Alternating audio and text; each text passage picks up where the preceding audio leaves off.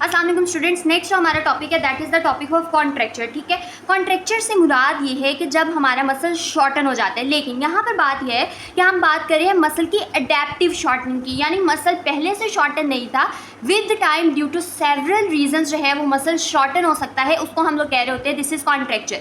Adaptive shortening of the muscle tendon unit and other soft tissues that cross और surround the joint. अब यहाँ पर देखिए contracture सिर्फ हमारे पास जो है वो कन्फाइंड मसल्स तक नहीं, उसने कहा कि ये मसल टेंडन यूनिट तक कन्फाइंड है, बल्कि सराउंडिंग सॉफ्ट टिश्यू तक कन्फाइंड है। और यही बात हमारी उस बात को बैकअप करती है जो हमने शुरू में कहा था कि जो हमारी मोबिलिटी है और जो फ्लेक्सिबिलिटी है वो सिर्फ मसल्स के ऊपर या जॉइंट्स के ऊपर अफेक्ट नहीं कर रही होती, वो सराउंडिंग सॉफ्ट टिश्यूज के ऊपर अफेक्ट कर रही होती है, वो डिपेंड कर रही होती है फेशिया के ऊपर डिपेंड कर रही होती है। ठीक है, वो नर्व्स हर चीज़ के ऊपर जो है वो ब्लड सप्लाई, टेंडन, लिगामेंट्स, बर्सास, हर चीज़ के ऊपर जो है वो मोबिलिटी डिपेंड कर रही होती है। ठीक है, उसके बाद हमारे पास आ जाती है एग्जाम्पल ऑफ डेजिग्नेशन। ये एक ऐसी चीज़ है जो कि हमारी फाउंडेशन बनाती है स्ट्रेचिंग के चैप्टर के पूरे कॉन्सेप्ट की। देखें, एक सिंपल सी बात है कि हमें पता है कि एगोनिस्ट होते हैं और दूसरे हमारे पास क्या होते हैं, एंटागोनिस्ट होते हैं। ठीक है, सबसे पहले हम लोग यहाँ पर ले रहे हैं एग्जाम्पल एल्बो की। ठीक है, अब एगोनिस्ट हमारे पास हम बात करें किसकी, एल्बो फ्लेक्शन की।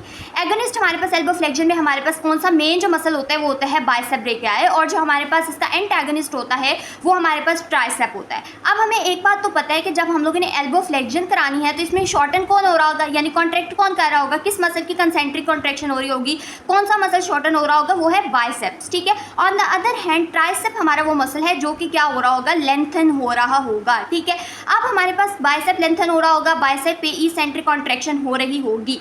अब अगर हमारे पास एल्बो के जो फ्लेक्सर्स हैं वो अगर शॉर्टन हुए होंगे तो इसका मतलब है कि हमारी रेंज किसकी लिमिटेड होगी, एल्बो एक्सटेंसर्स की रेंज लिमिटेड होगी। ठीक है, तो ये तो कॉमन सेंस की बात है। अब हम लोगों को इस कॉन्सेप्ट की समझ आ गई। इसी तरह अगर आपके पास एग्जामिनर है या आपके पास एक पेशेंट आता है जो कि कहता है कि मेरी जो है वो एल्बो फ्लेक्शन की रेंज है वो लिमिटेड है, या आप उसका एग्जामिनेशन करते हैं, ये एग्जामिनर आपसे क्वेश्चन करते हैं कि इसके एल्बो फ्लेक्शन की रेंज लिमिटेड है। ठीक है, मैं नोट कर रहा हूँ कि एल्बो फ्लेक्शन में बहुत ज़्यादा रेजिस्टेंस मुझे फेस करनी पड़ रही है, तो आप क्या करेंगे। ठीक है, तो उस केस में आप बताएंगे कि मैं इसकी एल्बो एक्सटेंशन कराऊंगा ताकि जो है इसके जो बाइसेप मसल्स हैं वो फुली लेंथन हो। ठीक है, उनके ऊपर इसेंट्रिक कॉन्ट्रैक्शन हो रही हो, और फिर ये जो है वो हमारे पास क्या होगी, एल्बो फ्लेक्शन की जो है वो रेंज क्या होगी, इंप्रूव होगी। ठीक है, ये कॉन्सेप्ट अभी आपको शायद थोड़ा कंफ्यूजिंग लगे, लेकिन जब हम प्रैक्टिकल करते हैं तब हमें ये चीज़ जो है ना वो बहुत ज़्यादा क्लियर होती है। ठीक है, तो ये इसमें आपने अभी जो है वो इतनी फिक्र नहीं लेनी। इसी तरह उसने आपको हिप की एग्जाम्पल दी। एक बार इन एग्जाम्पल्स को अगर हम लोग जो है वो यहाँ से रीड कर ले बुक से, तो फिर हमारे पास जो है ना ये चीज़ ज़्यादा समझना आसान हो जाती है। ठीक है, अब उसने हम लोगों को यहाँ पर बताया हुआ है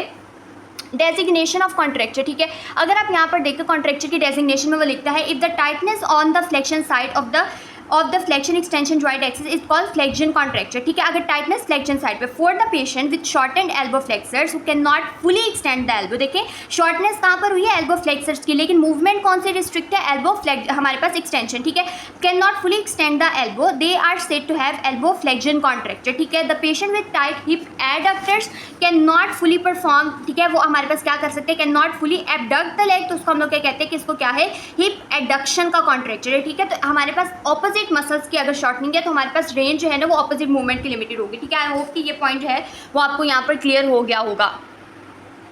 आफ्टर दैट हमारे पास जो है ना वो नेक्स्ट हमारे पास जो पॉइंट आता है ये हमारे पास कॉन्ट्रैक्चर और कॉन्ट्रैक्शन की डिफरेंस। ठीक है, तो ये तो एक बेसिक सा ही डिफरेंस है जो कि मुझे लगता है कि हर बंदे को पता होगा। कॉन्ट्रैक्चर से मुराद है मसल्स अडेप्टिवली शॉर्टन हो रहा है। ठीक है, adaptive shortening of the muscles that है due to several reason, muscles की, सॉफ्ट टिश्यूज की, किसी की वजह से। और हमारे पास उसके बाद है कॉन्ट्रैक्चर तो हमारे पास क्या था, अडेप्टिव शॉर्टनिंग थी। ऑन द अदर हैंड अब हमारे पास क्या है, कॉन्ट्रैक्शन में क्या हो रहा है, मसल्स एक्टिवली क्या कर रहे हैं, शॉर्टन हो रहे हैं for the performance of the movement. Contraction जो है वो बेनिफिशियल है।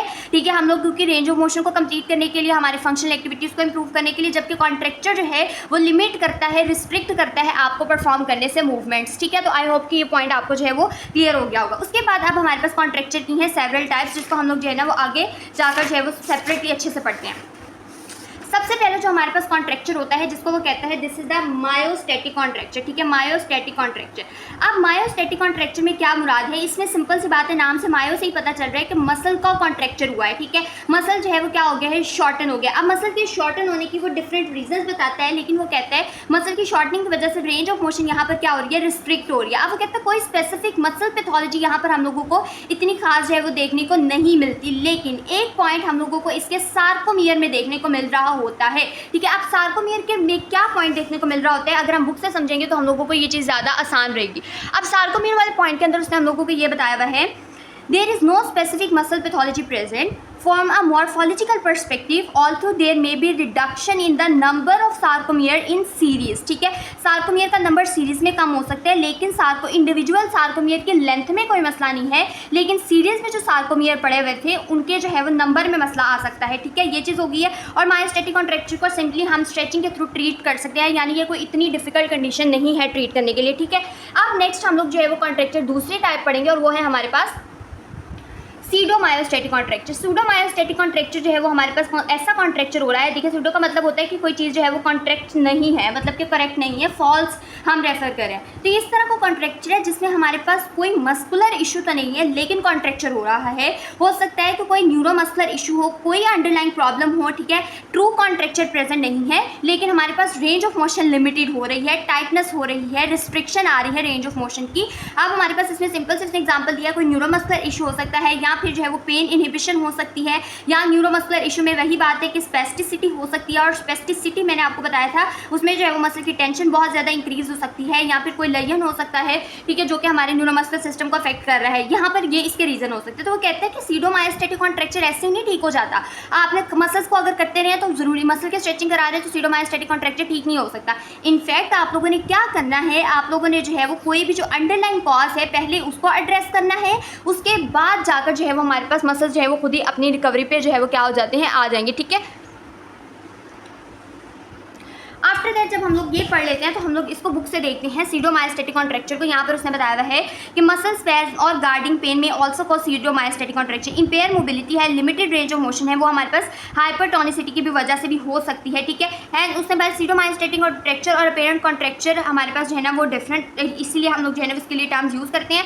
अगर न्यूरोमस्कुलर इनहिबिशन प्रेजेंट है, रिड्यूस मसल टेंशन टेम्परेरी और applied passive elongation of the apparently shorter muscle is then possible, ठीक है। तो हम लोगों को वो चीज़ जो है ना वो उसमें उसने यही बताया हुआ है कि पहले आप लोग जो है वो न्यूरोमस्कुलर इनहिबिशन प्रोसीजर्स को करते हैं ताकि मसल टेंशन कम हो जाए और उसके बाद जो है वो आप आगे जाते हैं, ठीक है। आफ्टर दैट हमारे पास जो नेक्स्ट टाइप है कॉन्ट्रैक्चर की वो है हमारे पास आर्थोजेनिक कॉन्ट्रैक्चर, ठीक है।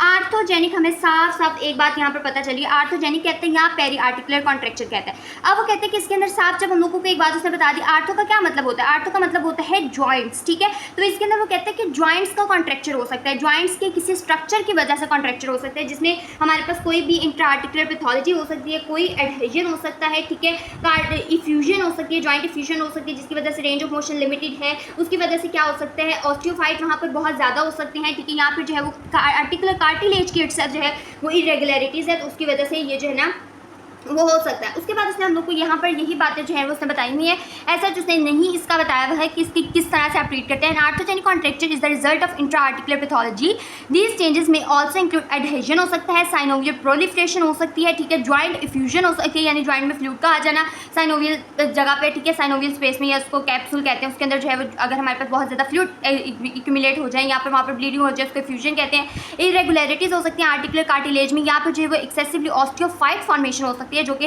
आर्थराइटिस के केस में होती है, ठीक है, वो हमारे पास ये चीज़ आ सकती है। अब peri articular contracture develops when the connective tissue that cross attach the joint और joint capsule loose mobility restricting the arthrokinematic motion of the joint, ठीक है। जब हम लोग ये कॉन्ट्रैक्चर की बेसिक टाइप पढ़ लेते हैं तो हमारे पास नेक्स्ट कॉन्ट्रैक्चर आता है दैट इज फिब्रोटिक कॉन्ट्रैक्चर, ठीक है। ये तो देखिए सिंपल सी बात है, जब अगर कोई जॉइंट जो है वो कुछ टाइम के लिए पर्टिकुलरली इमोबलाइज रहा, ठीक है, या उसके अंदर कोई भी रीजन हुआ जिसकी वजह से वहाँ पर जो है ना जॉइंट की हमारे पास सॉफ्ट टिश्यूज़ के अंदर एडहेसिव चेंजेस होना शुरू हो गए, ठीक है, उसके बाद वहाँ पर जो है ना वो फाइब्रोसिस हो गया, यानी वो चेंजेस परमानेंट हो गए, तो उसकी वजह से कॉन्ट्रैक्चर हो जाएगा, यानी रेंज ऑफ मोशन जो है वो क्या हो जाएगी, लिमिटेड हो जाएगी, ठीक है। ये चीज़ हम लोगों को समझ आ गई। अब वो कहते हैं कि इसको आप ट्रीट ऐसे ही नहीं कर सकते, इसके लिए सिर्फ स्ट्रेचिंग काम नहीं करती है, ये परमानेंट कॉन्ट्रैक्चर होता है और इसको ट्रीट करने के लिए आपको जो है वो सर्जिकली या तो आपको जो है उसको ट्रीट करना पड़ता है, ठीक है। ये चीज़ हमारे पास यहाँ पर बताई हुई है। Permanent loss of the soft tissue extensibility that can not be reverse by the non surgical intervention में occur when the normal muscle and organized connective tissue are replaced with a large amount of relatively non extensible fibrotic adhesion scar tissues and heterotropic bone, ठीक है। ये हमारे पास यहाँ चीज़ जो है ना वो हो गई है। अब हम लोगों ने जब कॉन्ट्रैक्चर पढ़ लिया, कॉन्ट्रैक्चर की सारी टाइप्स पढ़ ली, तो ये एक बहुत ही अच्छा पॉइंट है हम लोगों को कॉन्ट्रैक्चर की टाइप्स डेजिग्नेशन इस कॉन्सेप्ट को जो है वो बिल्कुल अच्छे तरह से जो है वो समझना है। Thank you so much.